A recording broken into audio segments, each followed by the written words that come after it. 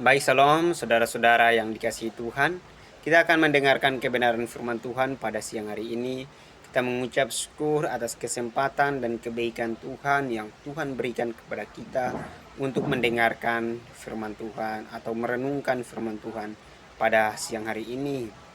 Langsung saja kita akan mendengarkan kebenaran firman Tuhan. Mari kita berdoa, meminta pertolongan daripada Tuhan. Kami ucap syukur Tuhan atas kasih dan kebaikan-Mu. Pada siang hari ini, Engkau masih mengizinkan kami untuk datang memuji dan menyembah-Mu dan mendengarkan kebenaran firman Tuhan. Kami berdoa kiranya firman-Mu dapat mengubah hidup kami, supaya kami diubah dan diperbarui oleh firman-Mu. Doa kami di dalam nama Yesus kami berdoa. Amin. Baik, langsung saja kita membuka di dalam 1 Tesalonika pasal yang ke-5. 1 Tesalonika pasal yang ke-5. 1 Tesalonika pasal yang ke-5 ayat yang ke-16 hingga sampai ayat yang ke-18. Saya akan baca bagi kita semua, saudara-saudara, yaitu ayat yang ke-16. Bersukacitalah senantiasa, tetaplah berdoa, mengucap syukurlah dalam segala hal, sebab itulah yang dikehendaki Allah di dalam Kristus Yesus bagi kita. Tema renungan atau khotbah kita pada siang hari ini yaitu pola hidup yang Tuhan inginkan. Mengapa saya mengambil tema tentang pola hidup yang Tuhan inginkan? Itu kita baca di dalam ayat yang ke-18, mengucap syukurlah dalam segala hal, sebab itulah yang dikehendaki Tuhan. Sebab itulah yang dikehendaki Tuhan berarti sebab itulah yang diinginkan Tuhan. Karena itu saya mengambil tema yaitu pola hidup yang Tuhan inginkan dalam kita pada saat ini. Saudara, surat 1 Tesalonika ditulis oleh Rasul Paulus kepada jemaat di Tesalonika. Dan ketika Rasul Paulus menulis nasihat ini, saudara, ini kepada jemaat di Tesalonika, mereka sedang menghadapi penderitaan. Mereka tidak sedang mengalami hidup yang baik-baik atau mengalami keadaan yang baik-baik, tetapi mereka sedang menghadapi penderitaan atau tekanan iman. Mereka sedang menghadapi setiap permasalahan tersebut. Jadi, saudara, perintah Rasul Paulus untuk bersukacita bukanlah suatu hal yang pura-pura. Di dalam kesenangan baru mereka bersukacita, tetapi melainkan bersukacita di dalam penderitaan. Rasul Paulus mengajak jemaat Tesalonika atau memberikan surat ini kepada jemaat Tesalonika supaya ketika mereka di dalam penderitaan, mereka juga tetap bersukacita. Mengapa, saudara, Rasul Paulus mengatakan hal tersebut? Supaya mereka memiliki hati yang teguh di dalam Tuhan dan tetap bertahan dalam iman mereka, supaya mereka tetap bertahan di dalam iman mereka, supaya jemaat di Tesalonika tetap bertahan di dalam iman mereka. Jadi, saudara, pola hidup apa yang Tuhan inginkan kepada kita pada saat ini di dalam setiap kehidupan kita? Yang pertama yaitu bersukacitalah senantiasa. Yang pertama yaitu bersukacitalah senantiasa. Saudara, bersukacitalah senantiasa di sini bukan berarti selalu merasa senang atau mengabaikan penderitaan, tetapi sebaliknya, saudara, yaitu ketika kita di dalam penderitaan, Rasul Paulus menegaskan supaya kita terus bersukacita, atau di dalam permasalahan apapun mengajarkan kita untuk terus bersukacita. Bersukacita di dalam Kristus, kita terus bersukacita di dalam Kristus. di dalam Kristus. Mungkin sebagai ibu-ibu, sebagai bapak ibu, sebagai anak-anak muda, mungkin teman-teman kita membuat kita untuk merasa tidak sesuai dengan keinginan kita. Mungkin tetangga-tetangga kita membuat kita untuk tidak merasa hal-hal yang kita tidak inginkan, merasa jengkel atau membuat suatu permasalahan kepada kita di dalam setiap kehidupan kita ketika kita menghadapi hal-hal tersebut. Tetapi Rasul Paulus menegaskan supaya dalam keadaan tersebut kita harus memiliki sukacita. Kita harus memiliki sukacita dalam kehidupan kita, menunjukkan ekspresi sukacita di dalam setiap kehidupan kita. Kita ingat ya, itu bukan hanya sekedar di dalam kesenangan baru kita bersukacita, tetapi ketika kita menghadapi penderitaan atau permasalahan apapun yang muncul di dalam setiap kehidupan kita, mungkin dalam kekurangan kita, di dalam situasi kita, kadang kita menyalahkan setiap situasi tersebut, tetapi setiap kehidupan kita tersebut, tetapi saudara, itu adalah bagian yang salah. Tetapi yang Tuhan inginkan pada saat ini, kita harus bersukacita senantiasa di dalam setiap keadaan apapun juga. Kita melihat bahwa Rasul Paulus menasihatkan jemaat di Tesalonika ini ketika mereka tidak memiliki keadaan yang baik-baik, ketika mereka sedang menghadapi penderitaan, tetapi bagaimana Rasul Paulus mau supaya mereka terus bersukacita, supaya mereka terus bertahan dalam iman mereka. Begitu juga dengan kita. Kita harus bersukacita dan mempertahankan sukacita kita di hadapan Tuhan. Karena ini yang merupakan suatu hal yang Tuhan inginkan di dalam setiap kehidupan kita. Karena itu yang menjadi aplikasi bagi kita untuk poin yang pertama ini, yaitu kita belajar terus. Mari kita terus belajar bersukacita dalam segala keadaan apapun itu. Mari kita terus belajar untuk bersukacita. Bukan berarti hidup kita selalu mudah baru kita bersukacita, bukan berarti hidup kita selalu baik baru kita bersukacita. Tetapi mari kita memilih, atau mari kita melihat kebaikan Tuhan di tengah-tengah situasi apapun itu, bukan apapun, baik saat senang, baik saat susah. Mari kita melihat kebaikan Tuhan. Jangan kita hanya fokus kepada setiap permasalahan tersebut, tetapi mari kita merenungkan kebaikan Tuhan di dalam setiap kehidupan kita, supaya kita juga dapat bersukacita di dalam Tuhan untuk merasakan kebaikan Tuhan di dalam kehidupan kita. Bukan hanya ketika kita baik-baik baru kita bersukacita, bukan hanya dalam keadaan senang baru kita bersukacita, tetapi saudara, Tuhan mau supaya di dalam situasi yang tidak baik-baik, di dalam permasalahan apapun juga, Tuhan inginkan supaya kita juga terus bersukacita di hadapannya. Ini yang menjadikan pola hidup yang Tuhan inginkan di dalam setiap kehidupan kita.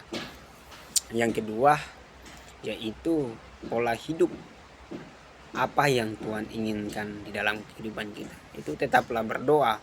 Di sini mengatakan supaya kita terus berdoa, tetap berdoa, yaitu terus terhubung dengan Tuhan. Saudara, bukan hanya kita membutuhkan sesuatu baru kita datang kepada Tuhan. Sesuatu baru kita datang kepada Tuhan untuk berdoa minta pertolongan daripada Tuhan, tetapi di dalam situasi apapun itu, di dalam kesusahan apapun itu, kita harus terus datang kepada Tuhan dan meminta pertolongan daripada Tuhan. Karena kita percaya bahwa doa yang dapat menguatkan kita, doa yang dapat menguatkan iman kita, saudara, ketika kita berdoa, mungkin di dalam setiap kehidupan kita, kadang di dalam setiap kehidupan kita, suatu hal yang saya mau sampaikan yaitu di dalam pergumulan saya juga kadang saya merasakan bahwa ketika kita memiliki suatu permasalahan, cobalah kita datang berdoa kepada Tuhan. Ketika kita berdoa dengan sungguh-sungguh kepada Tuhan, kita merasa lega dari doa tersebut. Tuhan akan melegakan kita. Itu suatu hal yang saya pernah alami dalam setiap kehidupan kita. Tuhan tahu apa yang kita alami, apa yang kita sedang hadapi. Karena itu bukan hanya di dalam hal-hal tertentu baru kita datang berdoa kepada Tuhan. Kadang banyak orang ketika memiliki masalah, ketika memiliki persoalan, ketika memiliki permasalahan, banyak problem dalam setiap kehidupan mereka, mereka kadang meninggalkan Tuhan. Di dalam setiap situasi itu mereka meninggalkan Tuhan, tetapi mereka salah. Mereka salah, saudara. Tapi coba di dalam setiap pergumulan kita, di dalam situasi itu, coba kita datang kepada Tuhan, datang berserah kepada Tuhan, meminta pertolongan daripada Tuhan. Perlahan-lahan kita akan merasakan lega di dalam hati kita. Kita merasakan sukacita di dalam hati kita. Jadi Rasul Paulus mengingatkan kita supaya bukan hanya di dalam keadaan yang baik-baik saja kita datang berdoa kepada Tuhan, tetapi di dalam situasi apapun juga kita terus datang dan berserah kepada Tuhan. Karena kita percaya bahwa doalah yang menguatkan hidup kita, doalah yang menguatkan iman kita, doalah yang menguatkan hidup kita untuk melewati persoalan kita. Karena itu sangat penting untuk kita terus terhubung dengan Tuhan, terus datang kepada Tuhan dan berdoa meminta pertolongan kepada Tuhan. Karena itu yang menjadi aplikasi bagi kita pada poin yang kedua ini. Mari kita mengandalkan Tuhan di dalam segala hal apapun juga yang kita hadapi. Mungkin di dalam setiap pekerjaan, di dalam setiap keluarga kita, di dalam setiap keputusan kita. Saudara, mari kita belajar melibatkan Tuhan. Mari kita belajar melibatkan Tuhan dalam semua hal itu, melibatkan Tuhan di dalam setiap doa kita, dan bukan hanya mengandalkan kekuatan kita sendiri. Saudara, kekuatan kita itu tidak ada gunanya. Kekuatan kita itu tidak sanggup membawa kita untuk melewati setiap hal-hal tersebut. Tapi ketika kita minta pertolongan daripada Tuhan ke kita, ketika Tuhan menolong kita di dalam setiap apapun juga, maka kekuatan Tuhanlah yang dapat sanggup untuk membawa kita melewati setiap persoalan apapun itu. Jadi itu merupakan poin yang kedua bagi kita, dan ini yang menjadi pola hidup yang Tuhan inginkan kepada kita pada saat ini. Yang ketiga yaitu pola hidup apa yang Tuhan inginkan di dalam setiap kehidupan kita. Kita melihat dalam ayat yang ke-18, mengucap syukurlah dalam segala hal. Kita melihat bahwa mengucap syukurlah dalam segala hal.